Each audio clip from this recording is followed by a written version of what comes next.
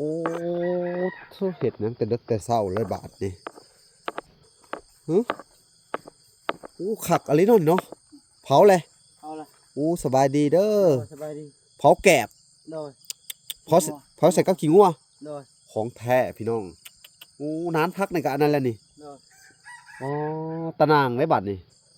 ยังบ่มีตะนางเนาะโดยเดี๋ยวสิซื้อตะนางให้เด้อตะนางกับตะนางโดยอืมขักอะไรว่านแล้วบ่ในพักนี่ยังเนาะเกี่ยมฝุ่นไว้ก่อนโดยคือมาเห็ดขักแท้อันนี้สิปลูกผักบัวสามนานนี่โอ้สิได้แต่บานโอ้มันก็ขึ้นนี่แล้วเนาะเป็นตัวใหญ่เนาะอันนี้ไก่แม่ตัวหนึ่งสองสามคือเอาไก่ผูหลายแผลไก่ผูตัวเดียวไก่ผูตัวนี้เอาออกเอาแต่ไก่แม่เนาะถ้าได้หาโตเนาะ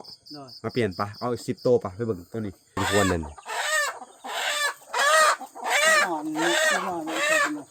ฮะอ๋อได้ต้นเลยนี่ผักอะไรบาทนี่นะพอดี10 โตไปซื้อไก่กับล้านหนึ่งเนาะพอดี10 โตเอานับเงินขาไก่ก่อนล้านหนึ่งทางเบิดกับเรือทางเบิดกับล้านปลายล้าน6พี่น้องเอ้ยเนาะเรือล้าน6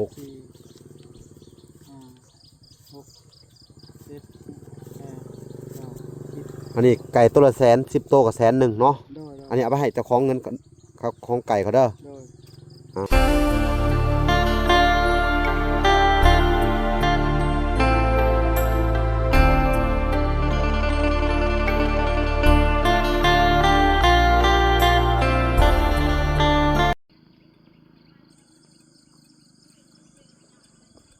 โอเคพี่น้องเอ้ยกราบสบายดี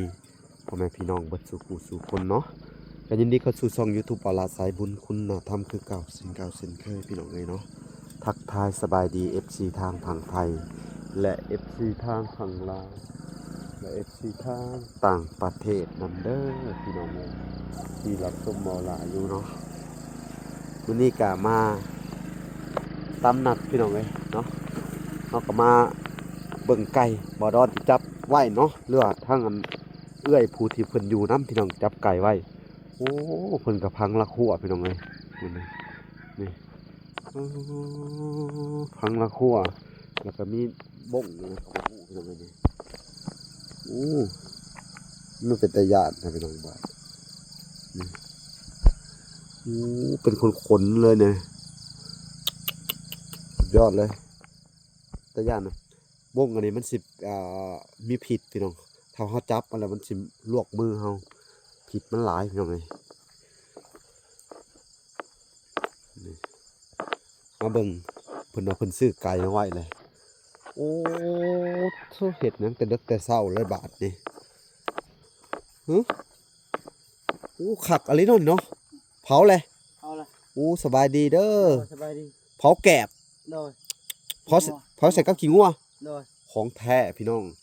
โอ้นานพักในกะอันนั้นแหละนี่อ๋อตะนางได้บัดนี่ยังบ่มีตะนางเนาะเดี๋ยวสิซื้อตะนางให้เด้อตะนางกับตะนาง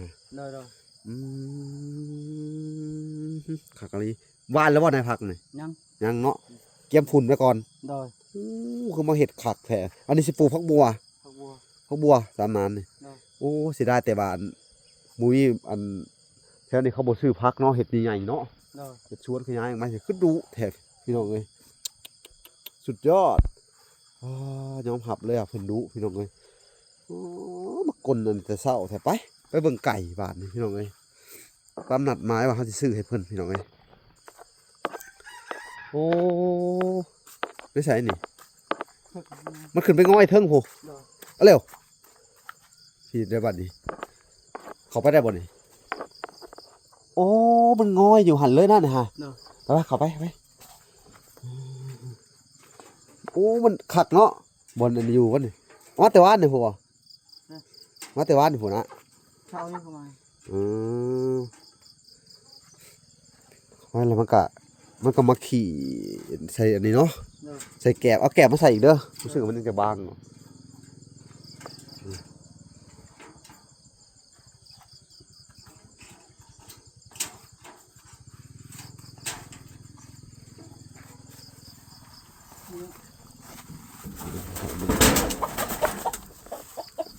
โอ้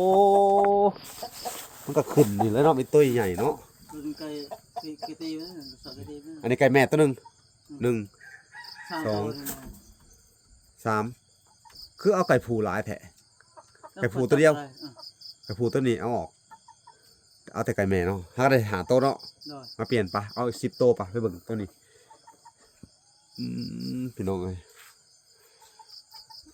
มันก็ขึ้นมาง่อยขักอะไรเนาะโอ้พี่น้องเอ้ยไก่บอดอนสุดยอดอ๋อมีตัวใหญ่ๆเนาะตัวเท่าไหร่คนขาย แสน ตัวละแสน ตีราคาเดียวเลย ตีราคาเดียว ตีรวมแล้ว ตีราคาเดียวแหละขอไปจับอีกตัวใหญ่สำคัญนี่ไปเบิ่งอีกอาจจะหาเอาอีกจักหาแม่วันนี้เป็นล้านหนึ่งเนาะเอาล็อกไว้ไปจับเอาในคอกเที่ยวเพิ่นค้างไว้เมื่อวันเนาะแต่เพิ่นขายหมดตัวนี้กะที่ขายเลยจับมาเลยว่าถ้าว่าหลายสิจ่ายตั้งเพื่อจ่ายเงินบาทเดียวเลยพี่น้องไอ้เนาะ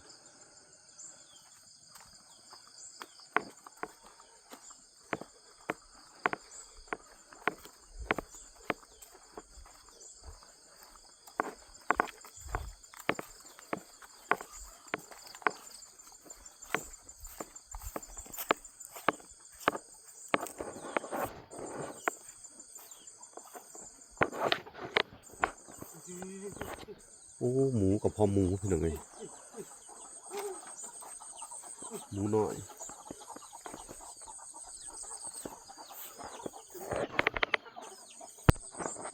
พี่น้องเอ้ยมาดอนกันเอาตัวแม่มันเด้อแล้วเอาตัวแม่เอาตัวชี้ใหญ่ๆเอามันได้อีกหาโตว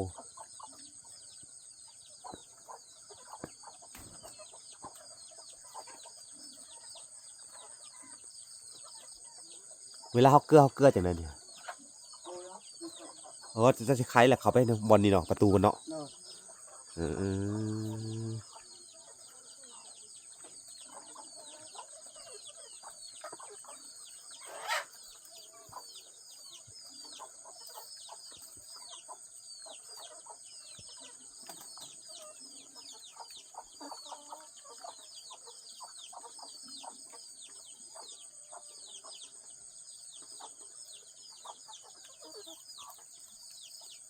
มัดขักอะไรเนาะ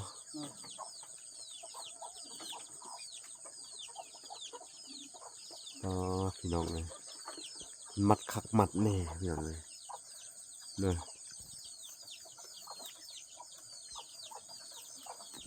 หมูน้อยกระดุดแยงพี่น้องเลยหมูคนเลยนะมันดุดขาดเบื้องน้อยอันนี้เนาะแยงอันนี้มันพอยแยงมาสิเนาะนี่คือบุมนี่ทะเล็กคือแบบสีคักเล็กคักคือแบบสีเนาะท้ายทักเล็กตัวนี้ตัวมาคักนี่เล็กตัวนี้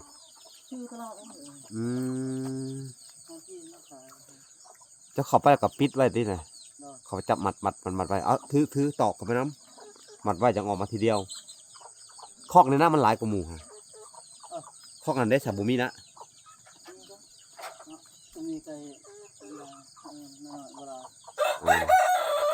เลือกเอาตัวใหญ่อ่ะ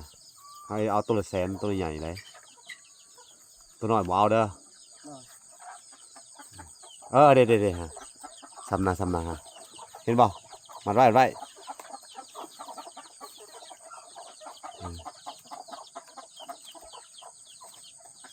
เขาได้ฮะตัวน่ะฮะ1 โตเลยฮะ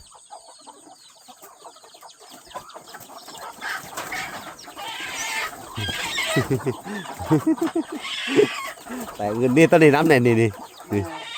เอาไก่แม่ฮะมันมีลูกน้อยนะก็ได้ผมมีลูกค่ะเอามาแต่กันรุ่นเลยไปน้องเลย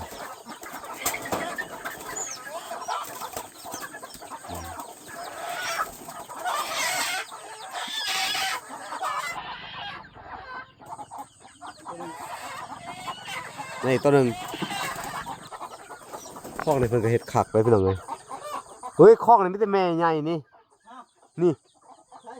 คอกนี่ มีแต่แม่ใหญ่ๆเอาแม่ใหญ่เด้อคือว่าไก่เพิ่นก็หลายพอสมควรนั่น หอนนี่หอนนี่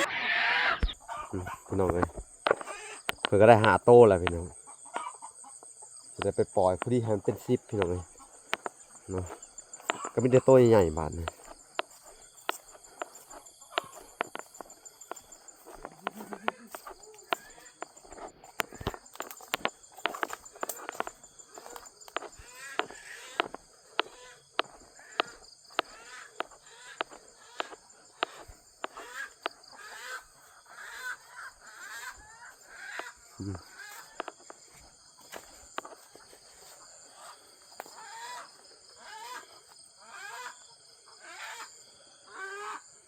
จับมาใส่คอกนี่เลยเนาะบัดนี้ข้าวเปลือกก็ซื้อน้ำเพิ่นเด้อแล้วสิเอาเงินไว้ให้โอ้บาดนี่คักอะลิเนาะคอกเจ้าบัดนี้คักกว่าคอกพวกนั้น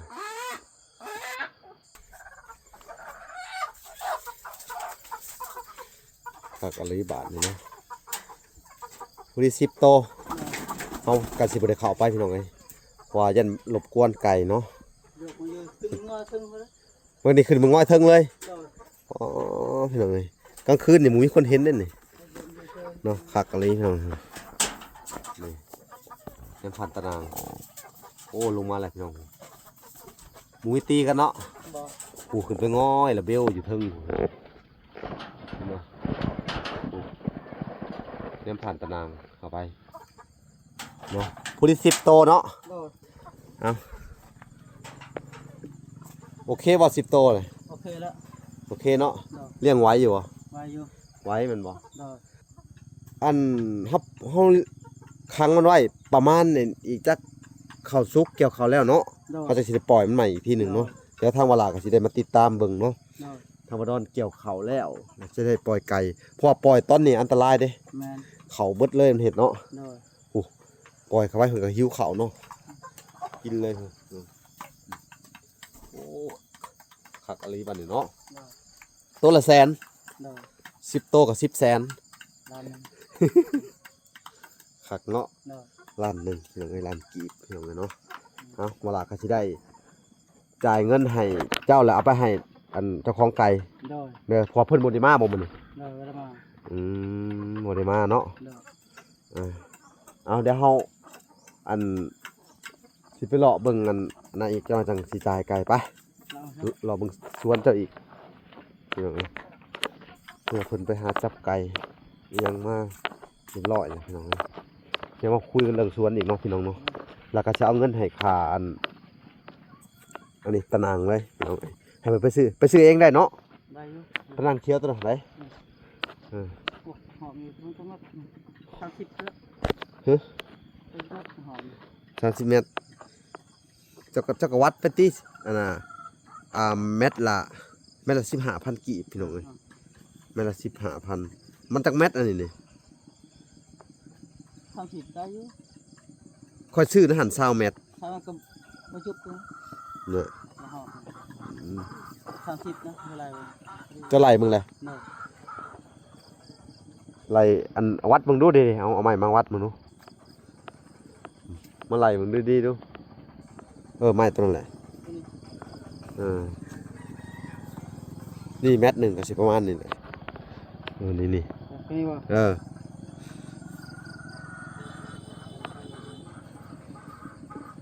วัดเบิ่งวัดนี่โอ้คักว่ะจูดขี้งัวใส่กับขี้แกบ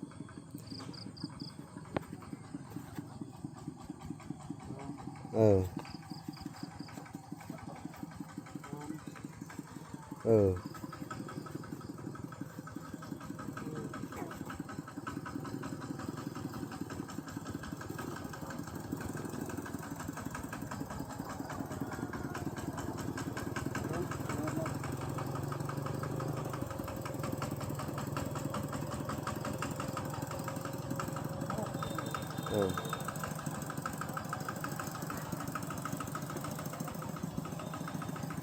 6 เม็ดละพี่น้อง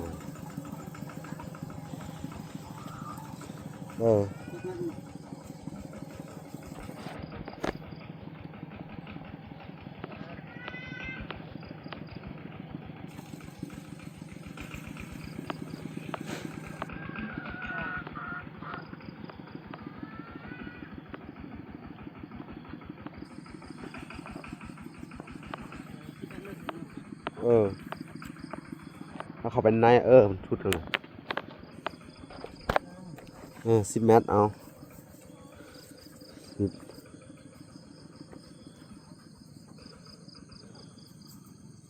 10 เมตร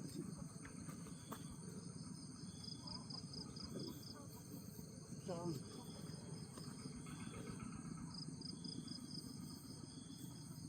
สาม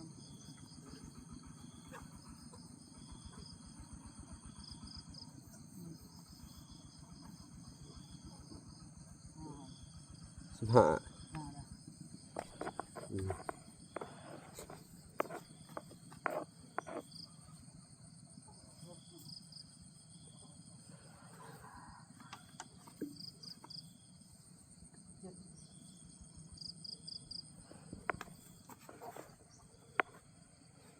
เอาหม่อง20 เมตรมีสามเม็ดด้วยเลยสามเม็ดด้วย ได้20 เมตรเนาะ เนาะ 20 เมตรอันน่ะ20 เมตรมันก็สิถึกอยู่ใช่ สามแสนต่อ 300,000พี่น้องถูกต้องนะ 15,000เนาะ น่าจะ15,000โอเคพี่น้องเอ้ยเนาะเฮาก็สิจ่ายอันเงินค่าไก่เด้อ โดย พี่น้องเอ้ยเวลาเขาจ่ายเงินค่าไก่โอเคพี่น้องเอ้ยอันนี้สิได้มอบเงินนั่นทางไอ้เกิดเพิ่นพี่น้องเอ้ยที่ว่าสนับสนุนอันให้ทางไอดอนเนาะอันเฮ็ดคอกไก่แล้วก็เฮ็ดหลายๆอย่างพี่น้องเอ้ยเนาะแล้วก็ซื้อไก่ก็ล้านหนึ่งเนาะ โดย พอดี10 โตนับเงินค่าไก่ก่อนล้านหนึ่งทั้งเบิดก็เรือทั้งเบิดก็ล้านปลายล้านหกพี่น้องเอ้ยเนาะเรือล้านหก 4 5 6 7 8 9 10 อันนี้ไก่ตัวละแสน10 โตก็100,000เนาะ โดย อันนี้เอาไปให้เจ้าของเงินครับของไก่เขาเด้อ โดย อันนี้เงินที่เหลือเด้อ โดย อันนี้หาเด้อสิบอกจะไปซื้อตะนาง300,000เดี๋ยวนับเบิ่งซื้อตะนาง300,000นะ แล้วก็อีก300,000เจ้าก็เอาไว้ติดโตวเจ้าไว้เด้ออันนี้ก็คือเงินทางไอ้เกิดเด้อ โดย ก็คือเบิดแหละเนาะ โดย เบิดงบของอันไอ้เกิดแหละเด้อ โดย ต่อไปนี่ก็บ่มีแล้วพี่น้องเอ้ยทางอันไอ้ดอนก็ผู้ที่เพิ่นสนับสนุนให้เฮ็ดอันคอกไก่แล้วก็ซื้อไม้พี่น้องซื้อสังกะสีเนาะซื้อตะนางซื้อผ้าบัดเนาะ โดย ก็เบิดหลายล้านเติบเนาะเบิด3 ล้านปลายเนาะ โดย แล้วก็ให้ค่าสร้างอีกเนาะ โดย เงิน4 ล้านยังเหลือเวลาก็แทบจะบ่ได้ใช้เงินเจ้าเด้อ โดย ถือไว้เอาอันนี้ก็เหลือซ้ำนี่พี่น้องเอ้ยเนาะ โดย ก็เบิดแล้วพี่น้องบาทนี่เนาะ ใช่ เขาก็จะให้เพิ่นอันก้อนสุดท้ายของอันเงินทุนสำหรับเจ้าเด้อ โดย เนาะอ้อยดีได้มันเหี่ยนะฮะ ไม่ใช่ว่าสิ เหี่ยแล้วเจ้ารับผิดชอบได้ของบริหารรับผิดชอบเด้เขาเจ้าเอง โอเคพี่น้องเอ้ยเนาะก็สิบ่มีหยังหลายพี่น้องเอ้ยบาทนี่ก็สิให้ทางอันไอดอนเด้อ โดย ขอบบุญขอบคุณเด้อ โดย ไอเกิดเด้อ โดย เอา เขาบอกพูดอะไรไอ้เกิดสิเสียเรือบ่าวดอนเนาะ โดย แล้วก็เดียวดีใจหลายขอให้อ้ายจะมีความสุขความเจริญตอนนี้ต่อไปให้มีอายุมันขอยืนได้อ้ายเด้อจ้า สาธุสาธุสาธุเนาะ โดย เอาพี่น้องเอ้ยหมอดอนก็ดีใจหลายเพิ่นว่าดีใจสุดๆเนาะ โดย คือว่าอีกอันที่เหลือจะก็ไปซื้อข้าวเปลือกเด้อ ได้ มาให้ไก่เด้อ โดย เอาพี่น้องเอ้ยนี่แหละเวลาก็ได้ทำตามจุดประสงค์ของผู้ใหญ่เพิ่นสำเร็จแหละจักสิว่าจังได๋พี่น้องเอ้ยทางวาดอนก็น่าสงสารสุดๆเนาะพี่น้องเอ้ยก็เป็นคนหนึงที่อันผู้ใหญ่เพิ่นหลายๆท่านก็ช่วยเหลือมาเด้อ โดย คือเจ้าก็ได้ยินข่าวว่าเบาสัญญาสิเกาะออกมาให้อีกเนาะ โดย นั่นน่ะก็อีกทางผู้ใหญ่ทางบ่สัญญาก็สิเกาะมาเพิ่มนะทางบลาก็สิได้อันสมทบเข้าไปทางอันบ่สัญญาพอได้สังกะสีหยังก็โอเคแหละ โดย เนาะเอาโอเคพี่น้องเอ้ยคลิปนี้ก็บ่มีหยังหลายก็ขอบุญขอบคุณเนาะผู้ใหญ่ทุกท่านพี่น้องเอ้ยที่ช่วยมาทางเขตไอดอนเนาะก็ขอให้ผู้ใหญ่ผู้ที่ช่วยหรือว่าผู้ที่มองเห็นอันอนาคตของทางอันไอดอนเพิ่น โดย ลูกกำพร้าอาศัยอยู่นำมันครอบครัวคนอื่นเขาเนาะอยู่กันลำบากลำบนเนาะ โดย เพิ่นก็ได้ดินเนาะจากอันทางผู้ใหญ่บ่สัญญาซื้อให้เนาะแล้วก็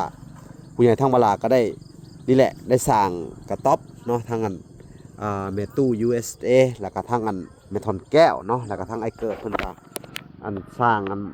พอกไก่แล้วก็สนับสนุนซื้อไก่ให้เนาะ โดย แล้วก็เกี่ยวกับผ้าบัตรที่ซื้อมาให้ตัวมันเหลือเก็บไว้เด้อ โดย เอาก็สิได้เอาไว้ปกอีกหลายอย่างอยู่พี่น้องเอ้ยเนาะ โดย เอาคลิปนี้ก็ขอให้ผู้ใหญ่ที่ซอยมาในเขตนี้จงมีแต่ความสุขความเจริญเด้อความเจ็บอย่าได้ความไข้อย่ามีหายเจ็บหายไข้หายพยาธิโรคคาเนาะปราศจากโรคภัยไข้เจ็บพี่น้องเอ้ยคิดสิ่งใดก็ขอให้ได้สิ่งนั้นสมดังมโนหวังเนาะเงินที่จุมเจ้าทานไปแล้วขอให้เป็นเงินแก้วเงินทิพย์เด้อพ่อๆแม่ๆเนาะแล้วก็อ้าย